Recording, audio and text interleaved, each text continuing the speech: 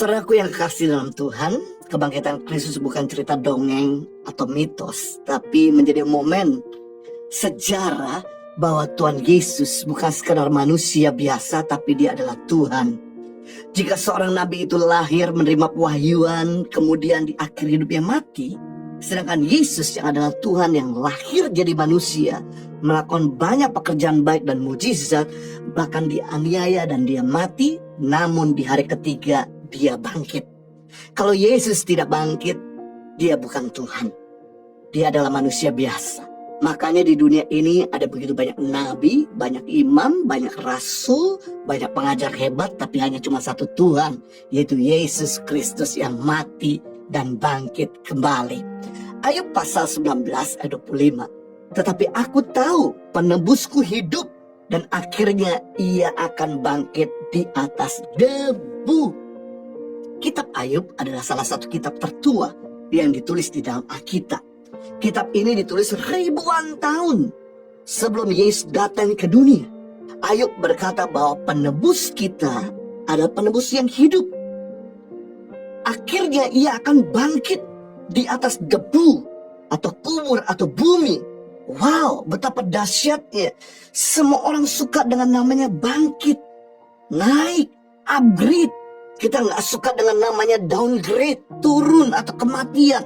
Nah, kita belajar di sini ada 3 makna kebangkitan Yesus yang memberi banyak manfaat untuk kita. Yang pertama, makna kebangkitan Yesus Kristus yang pertama, membangkitkan iman. Matius 28 ayat 8. Mereka segera pergi dari kubur itu dengan takut dan dengan sukacita yang besar dan berlari-lari cepat untuk memberitahu kepada murid-murid Yesus. Ketika Maria Magdalena dan Maria yang lain menengok kubur Yesus di pagi-pagi hari, Yesus ternyata sudah tidak ada. Yang mereka cari ternyata sudah bangkit. Mereka yang tadinya hopeless, down, sedih, langsung berubah 180 derajat. Iman mereka jadi bangkit. Mereka mengalami sukacita yang begitu besar ketika mereka mengetahui bahwa Tuhannya adalah Tuhan yang hidup. Karena kematian Yesus, banyak murid-murid yang begitu radikal imannya yang menjadi goyah. Mereka satu demi satu mulai meninggalkan Yesus. Beberapa di antara mereka bahkan kembali ke tempat asal mereka. Mereka kembali ke cara hidup yang lama. Mereka kembali kepada kehidupan yang lama. Tetapi kebangkitan Yesus Kristus akhirnya memulihkan iman mereka. Yang tadi iman mereka mulai goyah, kini bangkit kembali. Mereka kembali mengikuti Kristus. Mereka berani bahkan mati demi Kristus. Wow, mungkin ada di antara kita yang mulai kehilangan iman karena beratnya masalah yang sedang kita hadapi. Biarlah kebangkitan Tuhan ini membangkitkan iman kepercayaan kita kepadanya. Memang benar kalau Kristus tidak bangkit, kita boleh hopeless. Tetapi masalahnya di sini Kristus sudah bangkit. Jadi harusnya tidak ada kata hopeless atau menyerah di dalam kamus kehidupan kita. Kalau maut saja dia sanggup kalahkan, apalagi hanya cuma persoalan sakit penyakitmu, dia juga sanggup menyembuhkan. Kalau maut saja dia sanggup kalahkan, apalagi cuma persoalan problema rumah tanggamu, dia sanggup untuk pulihkan. Kalau maut saja dia sanggup kalahkan, apalagi kebutuhanmu yang mendesak, dia pasti sanggup untuk mencukupi. Wow, jika Yesus tidak bangkit, Anda boleh menyerah. Tetapi kalau Yesus sudah bangkit, Anda tidak boleh menyerah begitu saja. Karena di dalam Dia selalu ada jalan keluar. Di dalam Dia selalu ada jawaban. Saat ujian kehidupan datang, disitulah baru terlihat kualitas imanmu. Saat Anda dilukai, apakah Anda mau mengampuni atau Anda justru mau tambah kecewa? Bagaimana respon Anda ketika Anda dilukai dan disakiti? Apakah Anda mau menyerah atau bangkit? Membenci atau mengampuni? Membalas atau memberkati? Saat penderitaan datang, apakah kita tetap beriman dan berseru pada Yesus? Atau dengan mudah kita meninggalkan Dia? Iman tidak boleh setipis kulit, tetapi iman harus sekuat paku. paku itu semakin dipukul dan semakin ditekan, akan semakin tertancap dalam, semakin kuat dan semakin sulit untuk dicabut. Semakin banyak penderitaan dan tantangan yang datang, seharusnya kita semakin kuat iman kita, tertancap pada Kristus. Kita harus punya iman seperti paku dan yakin bahwa Yesus tidak akan tinggal diam melihat anak-anaknya dalam keadaan kesulitan. Jangan takut dengan tantangan, sebab tantangan justru membuat iman kita jadi bangkit dan kita bisa melihat begitu banyak mujizat Tuhan. Jadi makna kebangkitan Kristus yaitu membangkitkan iman setiap kita. Yang kedua, makna kebangkitan Kristus yaitu membangkitkan kasih dan ketertiban. 2 Timotius 1 ayat 7. Sebab Allah memberikan pada kita bukan roh ketakutan, melainkan roh yang membangkitkan kekuatan, kasih, dan ketertiban. Kata ketertiban artinya dapat menahan diri.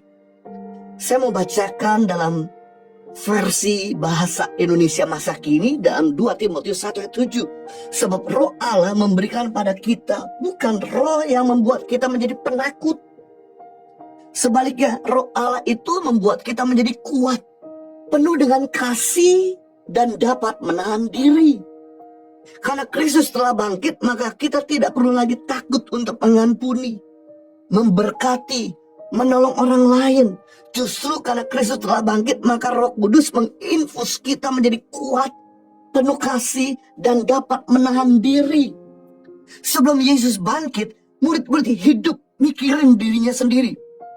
Filipus tidak mau mengeluarkan uang 200 dinar yang dia punya untuk menolong 5.000 orang kelaparan pada waktu Yesus bertanya, adakah sesuatu yang kita bisa bantu untuk mereka? Yudas yang selalu cari cara mengambil uang kas dan menjual Yesus hanya untuk bisa mengenyangkan perutnya sendiri.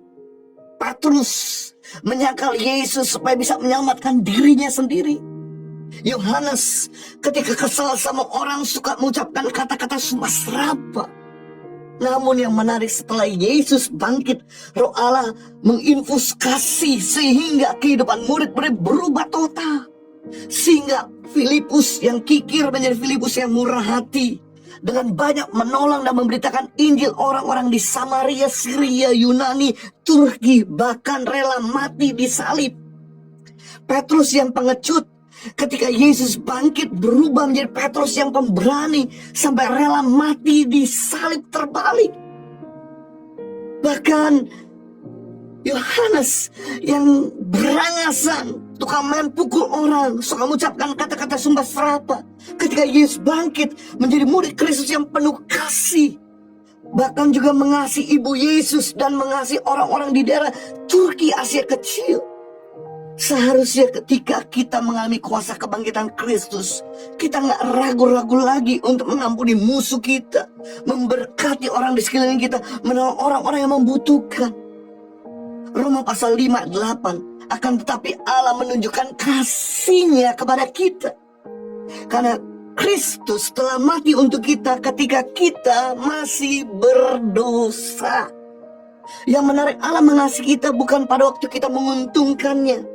Allah mengasihi kita bukan pada waktu kita baik dengan Dia. Tetapi firman Tuhan katakan Allah berkorban dan mengasihi kita ketika kita masih berdosa, penuh kesombongan, egois, kepahitan, penuh dendam, suka gosip, tukang fitnah, memandang rendah orang, penuh kebencian. Ketika kita serakah, iri hati, berdusta, menipu, mencuri, membunuh, dan lain sebagainya. Betapa dahsyatnya kasih-Nya untuk kita. Seharusnya setelah kita menerima kuasa kebangkitan Kristus, kita pun bisa mengasihi keluarga dan orang-orang di sekeliling kita ketika mereka masih berdosa, sombong, egois, kepahitan, penuh dendam, suka gosip, tukang fitnah, merendahkan orang, penuh kebencian, serakah, iri hati, berdusta, menipu, mencuri, dan lain sebagainya. Yang ketiga, makna kebangkitan Kristus membangkitkan masa depan orang percaya kepadanya. Sukacita menyebarkan Injil. Matius 28 ayat 8. Mereka segera pergi dari kubur itu dengan takut dan sukacita yang besar. Mereka berlari cepat-cepat untuk memberitahu kepada murid-murid Yesus. Ketika para wanita tahu bahwa Yesus bangkit, maka ada satu semangat di hati mereka untuk menyebarkan tanda kemenangan kepada mereka yang sedang down atau terhilang. Kebangkitan Yesus adalah tanda kemenangan yang layak disebarkan. Dosa dan maut telah dikalahkan, berganti dengan terang dan harapan. Kabar baik ini yang harus disebarkan untuk memberi sukacita kepada banyak orang yang ada di dunia ini.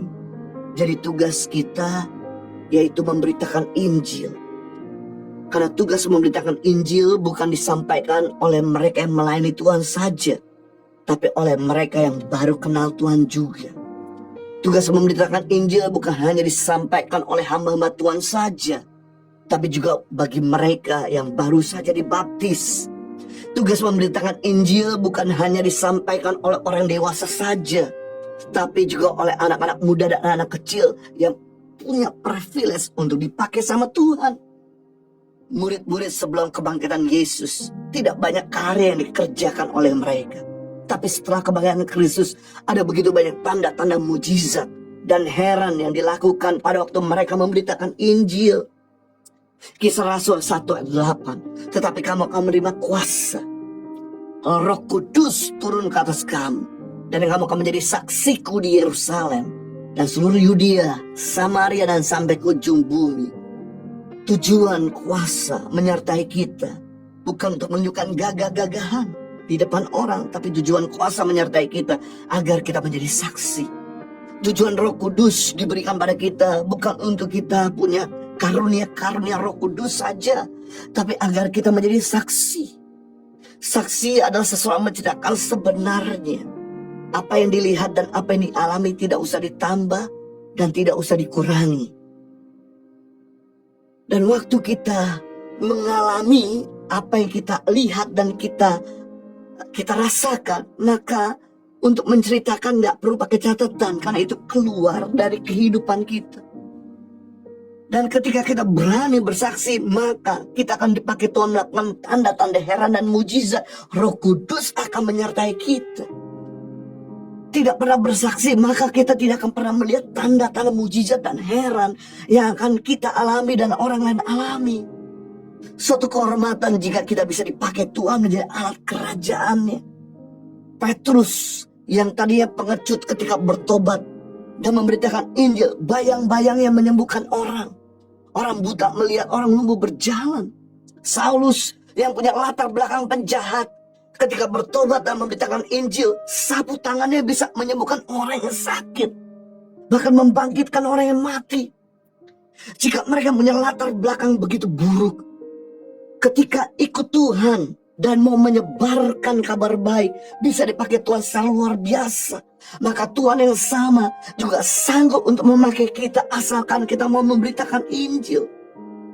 Jangan ragu-ragu untuk menyampaikan pesan kabar baik kepada keluargamu, temanmu. Tuhan kita adalah Tuhan yang suka menjawab doa kita. Makanya apapun yang kau doakan, Tuhan jawab. Namun kenapa sampai hari ini keluargamu belum diselamatkan, temanmu belum diselamatkan, pegawaimu belum diselamatkan, pimpinanmu belum diselamatkan? Karena kamu gak pernah berdoa untuk mereka. Mari ambil waktu setiap hari, 1 menit saja, tidak usah lama-lama, untuk mendoakan keluargamu, temanmu, pemimpinmu, pegawaimu yang belum kenal Tuhan. Saya percaya kalau Tuhan bisa menjawab doa dan segala kebutuhanmu, maka Tuhan yang sama juga sanggup untuk menyelamatkan mereka. Asal kita sungguh-sungguh berdoa untuk mereka, dan kamu akan melihat kuasa dan kamu akan merasakan sukacita. Karena satu jiwa bertobat seisi surga bersukacita. Bahkan firman Tuhan berkata seluruh warga kerajaan Allah bersukacita. Berarti bukan cuma mereka yang tinggal di surga, tapi kita semua sebagai warga kerajaan Allah ikut bersukacita. Betapa bahagianya buat mereka yang bisa dipakai sama Tuhan. Dan saudara gak punya kesempatan lagi untuk melakukan perkara yang sia-sia karena sudah sibuk untuk menolong orang, sibuk untuk memberitakan Injil. Jangan sampai kita udah kongko-kongko sama teman-teman, udah bahkan bersahabat dengan teman-teman, bahkan udah juga bertahun-tahun kenal dengan mereka. Kita cuman hanya bisa bergaul dan berteman, makan bersama dengan mereka, tapi tidak memberitakan Injil. Betapa egoisnya kita kalau kita cuma diselamatkan dan mereka nggak diselamatkan. Saya percaya lewat hari Paskah ini, maka membuat kita punya semangat untuk membangkitkan masa depan orang yang percaya kepadanya. Jadi kita belajar hari ini makna kebangkitan Yesus Kristus. Yang pertama, membangkitkan iman. Yang kedua, membangkitkan kasih dan ketertiban. Yang ketiga, membangkitkan masa depan orang yang percaya kepadanya. Mari kita berdoa. Bapa di surga, terima kasih untuk firman yang telah menginspirasi dan memberkati kami, sehingga kami hari ini benar-benar merasa diubahkan, dikuatkan, memiliki pengharapan. Karena Kristus bukan sekadar mati, tapi bangkit. Maut telah kau kalahkan. Apalagi sakit penyakit kami, engkau sanggup menyembuhkan. Apalagi segala kebutuhan kami mendesak, sanggup engkau menyediakan. Apalagi segala problema yang kami sedang hadapi di dalam relationship kami, maka Tuhan sanggup untuk perbaharui. Kasih-Mu akan dicurahkan di dalam hati kami berlimpah-limpah. Seperti Tuhan bisa mengasihi kami ketika kami masih jadi penjahat, pendosa, pemberontak, demikian kasih Tuhan sanggup memampukan kami untuk bisa mengasihi mereka ketika mereka masih jahat sama kami, ketika mereka melukai kami, ketika mereka betul-betul menyakiti dan merugikan kami. Tapi kami tetap bisa mengasihi, sebab besar upah buat mereka yang mengampuni. Ayo belajar makna kebangkitan Kristus, membangkitkan iman, membangkitkan kasih dan ketertiban, dan juga membangkitkan masa depan orang-orang yang percaya kepadanya. Jadikan kami orang yang dipakai Tuhan untuk membawa keluarga kami, teman-teman, bahkan orang di sekitar kami, untuk mereka bisa mengalami Tuhan. Dan bahkan Tuhan pakai kami untuk melakukan tanda-tanda mujizat dan heran. Demi nama Yesus, kami berdoa dan mengucap syukur. Sama-sama kita katakan, amin.